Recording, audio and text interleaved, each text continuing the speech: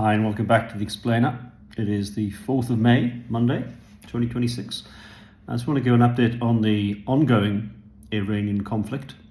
We're in week 11 of the conflict itself and 4 weeks or so since the agreed ceasefire on the 8th of April. I just want to cover two things. Number one would be impact on markets and where we are now. And number two would be timing in terms of when this thing may or may not be over. In terms of market impact, first of all, just to remind you of the stats, the oil price is currently trading at about $110 a barrel. That's up from $71 a barrel at the start of the conflict, so up about 54%, obviously quite a lot. Oil futures, we should say, kind of 3, 4, 5 months out, are trading back at about $80-ish a barrel. So the market is suggesting that we will be back to more like normal in a few months' time. Bond markets have been back to pretty much flat, a little bit weaker over the period, whilst equity markets, having sold off quite aggressively towards the beginning, down about 10%, are now back pretty much at all-time highs. If you take the All Country World Index, which is the broadest world index for equity markets, that is at an all-time high, as is the US market, as are emerging markets, as is China and Japan. So a lot of markets at all-time highs. So the markets are also suggesting that we're going to get to some kind of resolution on this in fairly short order and in a fairly satisfactory way, ultimately. In terms of impact of oil, it would appear that supplies are kind of okay. In Europe, jet fuel has been a concern, but it looks like that's easing.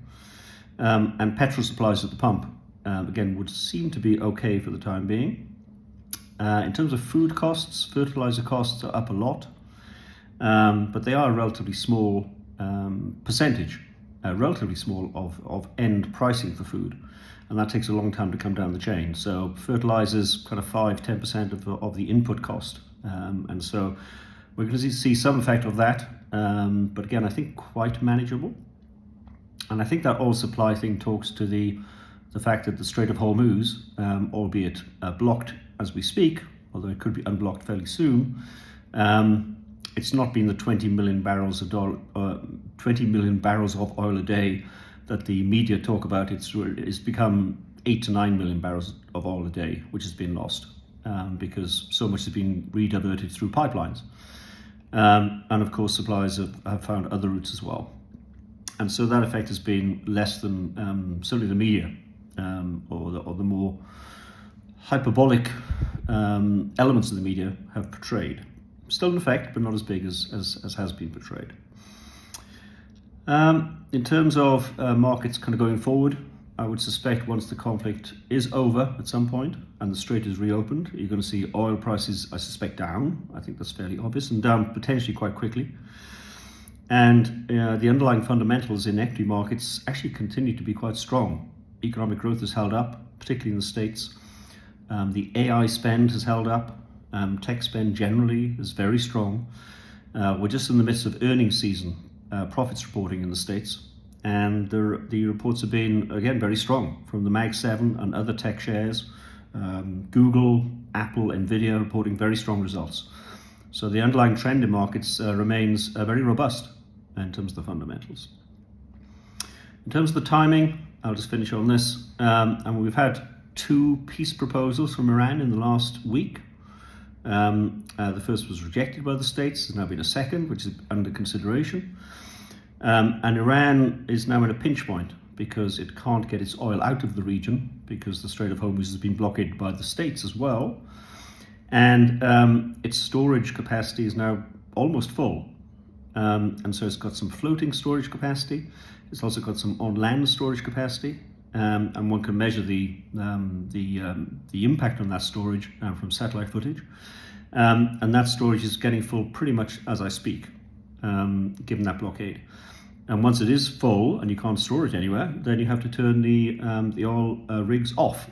And that is extremely damaging to oil supplies. So Iran is looking to, I suspect, get a deal as quickly as we can, which suggests to me we are potentially getting to the end of this conflict.